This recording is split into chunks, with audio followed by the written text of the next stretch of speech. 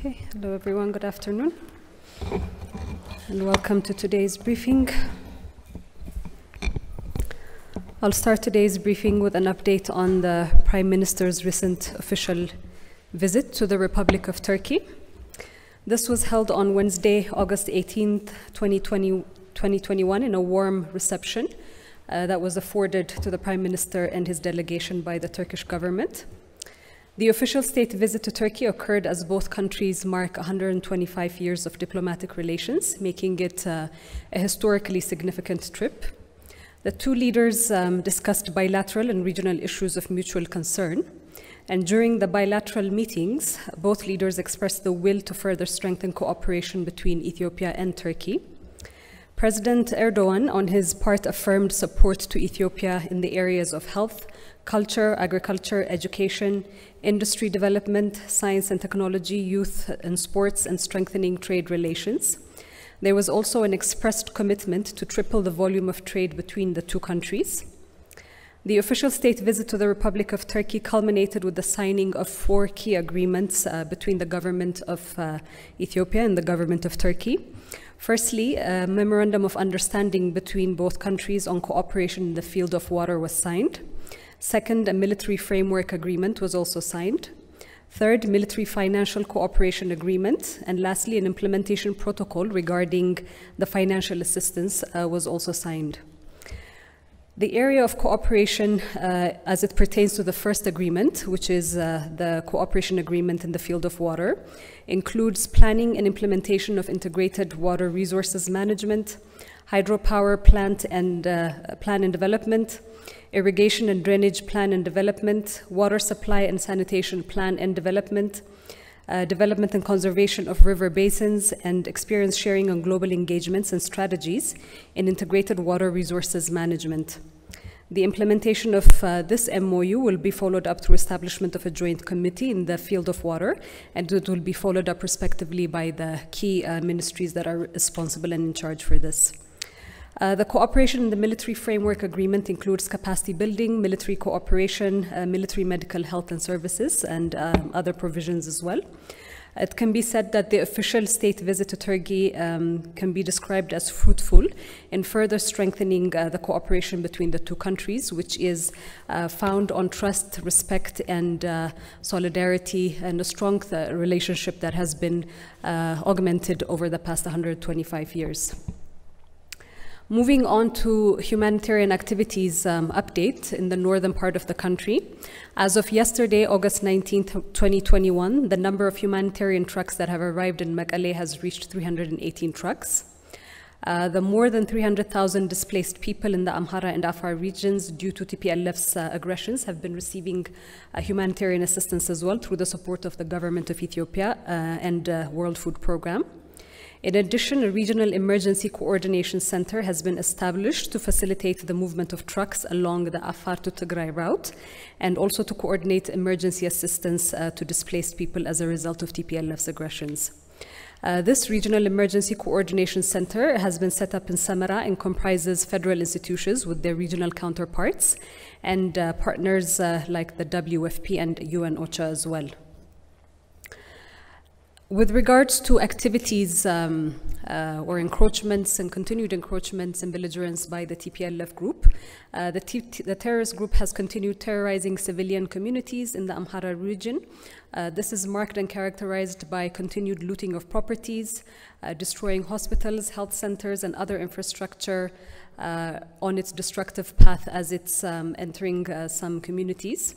The terrorist TPLF is also attacking farming communities, threatening them with death if they're not able to indicate to them access routes, which they perceive the ANDF is taking, assassinating those that forcibly show them routes after they reach their destination, abducting male and female youth from these regions. And the terrorist group has decimated the small rural farming community of Agamsa in Kobo. And in Debra Tabor, yesterday, in the terrorist group's failed attempt to enter the town, they undertook indiscriminate shelling on hospitals and civilian homes, killing an entire family in this indiscriminate targeting and shelling with heavy weaponry. What we have witnessed in the past few weeks, as has been explicitly stated time and again, through TPLF's explicit actions, alliances, and the rhetoric, is that the terrorist group's aims are destruction and escalating instability, further instability. The ultimate goal and its ambitions clearly surpass the goal of humanitarian assistance. It is now sacrificing an entire generation of youth, of Tigrayan youth, in its destructive and futile terror ambitions, and holding our people in the Tigray region hostage for its destructive aims and ambitions. Its international propaganda arm continues to fabricate and disseminate distorted facts and undertakes targeted defamation of government officials. And according to the Federal Intelligence and Security Task Force, agents of the terrorist group in Addis Ababa and other cities have been caught attempting to undertake widespread economic scams through coordinating illicit financial flows, illegal fundraising, and logistical arrangement in support of these terrorist groups. The terrorist TPLF is not only a threat anymore to Ethiopia, but also to the stability of the larger Horn region. Resultantly, all international partners need to be wary and vigilant of the vicious alliances it is making, including with other global terror cells in the Horn region. We call upon the international community to denounce the continued terrorism of the TPLF, which it embarked upon covertly in the past 3 years and overtly as of November 2020 by attacking the Northern Command of the National Defense Forces. Moving on to the local responses that we have been witnessing over the past weeks and display even today in the southern part of the country, the local response and condemnation of the belligerence of TPLF continues to be quite strong across the country. Many throughout Ethiopia are going out in public rallies and voicing their denunciation of the terrorist group itself, denunciation of its alliances, and its refusal to cease fire. Millions of Ethiopians are also heeding the national call and extending their support in various ways to communities in need, as well as to the National Defense Forces. And the federal government continues to encourage all Ethiopians throughout the country and across the world to continue mobilizing support for the country, harnessing unity, exposing the nature of the terrorist group and its operatives. A specific call to action for Ethiopians in the diaspora is to curb the illicit financial flows that TPLF operatives are intensifying. We urge you to use formal financial channels for remittances and not fall into the trap of aiding and abetting terror organizations through informal black market channels. Your country needs you at this particular moment and in this critical juncture to stand for the guard of Ethiopia. So with that concluding message, I would open it up to any questions that you have for today based on what has been shared. Okay, we'll take room from this side, over here, and Brooke, and then we'll come to the side after we entertain. Thank you so much, Grumjala CGT. And recently, it's been a while that we are hearing from different international partners of Ethiopia and allies as well of an effort for a peaceful resolution of the conflict in the north. We have also heard President Tayyip Erdogan has also called for the same perhaps intervention if there is a way of doing that. Recently, however, we have heard from the UN Secretary General himself saying that there should be an Ethiopian-led process for a peaceful resolution of the conflict in the north. What do you really understand him saying Ethiopian-led, and is there a response from the government side when it comes to any peace process that can come anytime soon? Thank you so much. Okay, thank you, Groom. I will answer this and proceed to the next question. I think it's been very evident prior to the attack by TPLF of the Northern Command that the Ethiopian government has been committed to an amicable resolution of any grievances that were being put forth by the then regional government of Tigray. There has been a lot of processes to make sure that what we are encountering right now does not materialize, and there has been a lot of patience on the part of the federal government. Continuing into the belligerence by the TPLF and attacking the Northern Command, which was an attack against the state. Following that, the government was responsible for peace and security of the country and ensuring the cohesion of the state, and therefore had to respond to that aggression on the Northern Command.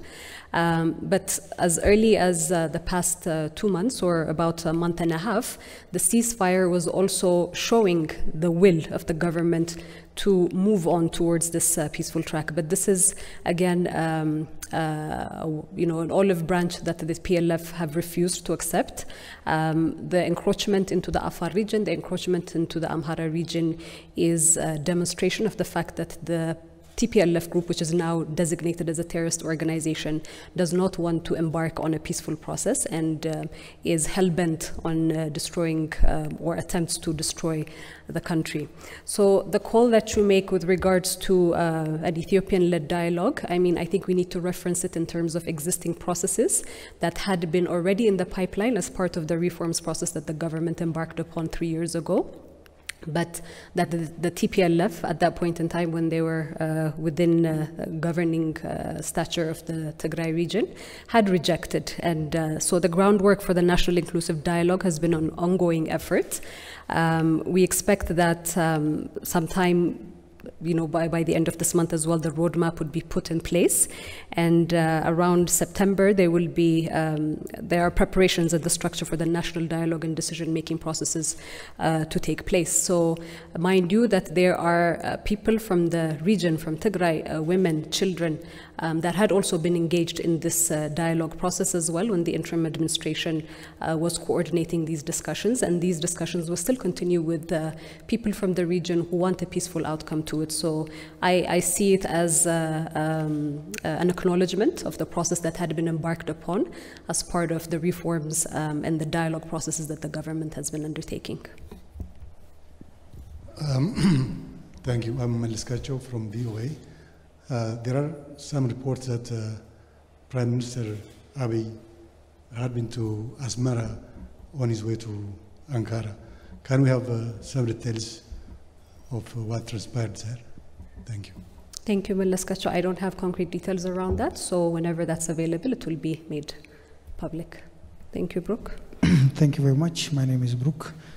My first question also concerns the negotiation with the TPLF, and there has been repeated calls for negotiations between the Ethiopian government and the TPLF. So is negotiation still on the table, and which parties can be the potential negotiators for the two bodies? And the second question is, the war in the northern part of Ethiopia has also expanded to Afar and Amhara regions, and it's also become evident that it involves territorial claims, especially regarding the It involves what? Sorry, I didn't hear that part.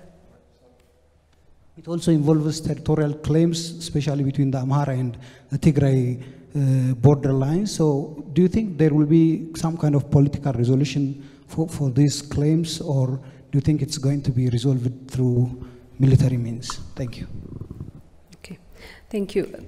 Heeding the calls for negotiation, the ultimate resolution for this, or initial step towards this, is a ceasefire. The government has extended that offer by declaring a unilateral ceasefire, which has been breached on several occasions. So I have just intimated to you earlier on the kind of destruction path that the TPLF has been on for the past weeks, which has been quite visible to a lot of people as well, and reports that you have also been privy to. And just over the past 2 days, we have seen these indiscriminate attacks on communities as well. So the federal government is in a position and is expected by the community that it's safeguarding to further ensure the peace and security of these communities by thwarting these initial threats. So at this point, the focus for the National Defense Forces is in thwarting of these threats that the TPLF is posing, as it's trying and failing to further encroach into the Amhara region and other regions as well, more notably Afar. Okay, we'll go to this side. Coletta. Thanks, Bilene. Coletta Anjoy from FSN.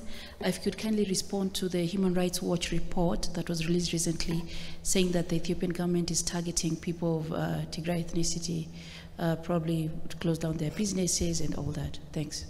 Okay, Coletta. On the Human Rights Watch report, I mean, it's important to note that there isn't a targeting of particular groups of people based on their identity. I had already mentioned, and we keep repeating, that TPLF has been designated a terrorist organization per the laws of the land. Hence, counterterrorism measures and operations are being undertaken by the security sector. And these measures are being taken against informants, agents, and financiers of the TPLF. I mentioned earlier that the Security Task Force has also been indicated, and they've actually publicized it yesterday, that certain groups have also been apprehended with, facilitating these illicit financial flows and illegal fundraising on behalf of the group. So these operatives constitute not only Tigrayans or people from the region, but also other ethnicities. And they are apprehended by the federal police, again, as part of ongoing investigations as well. With a belligerent criminal enterprise that has waged war on the state, the responsibility of the federal government to thwart grave threats is a responsibility and is part of these counterterrorism operations. However, there are federal redress mechanisms in place, including an independent judiciary, where they perceive that there are excesses in terms of these counterterrorism measures. There are processes and there are redress mechanisms that have been established and that the relevant authorities will be able to pursue if these claims do also go through. Thank you. Thank you very much, the humanitarian response in Tigray and the adjoining conflict-affected areas. But this morning, the USAID had released a statement saying Ethiopian government is obstructing humanitarian aid personnel, including land convoys and air access to Tigray. Could you respond to this statement? And secondly, the US envoy Jeffrey Feltman was in Addis this week. Did he meet the Prime Minister or other government officials? And what did the discussion revolve around if he met with Prime Minister Abiy? Okay, thank you, Elias. In reference to these continuous allegations that the government of Ethiopia is purposely blocking humanitarian assistance, I think it's important because these allegations keep coming up, and we have been demonstrating through the routing of or the facilitation of humanitarian convoys that have been entering the region, and also international partners confirming this, UN agencies that are also on the ground in terms of facilitating humanitarian assistance into the region. It's important to really address this continuing rhetoric, because that is not the case. Security is first and foremost a priority that cannot be compromised. It is a volatile area. So in that regards, there is going to be continuous checks and processes that have been put in place by the federal government, and any entity that wants to enter the region needs to be in compliance with regulations that have been set by these federal bodies and authorities. I have mentioned earlier that the Regional Emergency Coordination Center in Samara, Afar region, which UN OCHA is also a part of, is tasked with facilitating movement of trucks. So if there are any hiccups in that process, this is something that together with partners is being discussed to further facilitate and ease the entrance. In your query with regards to Special Envoy Jeffrey Feltman being within the country, I believe he's still around and has been in discussion with various officials. Ministry of Foreign Affairs has given detailed information on that, so I don't think I will repeat the information and the engagements that have been shared in that session. Any other questions? Take one more question over here before we wrap up. Thank you. My name is Abdrazak Mohammed. I have one question. The United Nations in Ethiopia recently disclosed that the UN agencies and humanitarian partners operating in Ethiopia are impartial. It also said that organizations are guided by the 4 principles, humanitarian principles: humanity, neutrality, impartiality, and independence. In light of their activity so far, can we say these organizations are really neutral in case of Ethiopia? Okay, so with regards to a statement that has been issued by UN entities, I am not privy to respond to their claims of that. We do work very closely with these partners. Where there are any gaps that are witnessed or observed on the part of the federal government through the coordinating body and the relevant institution does make that aware to these organizations, and vice versa, in a mutually reinforcing manner as well. So the other part of the allegations is not something that I am in a position to respond to. Thank you very much for today's briefing, and we'll see you at another time.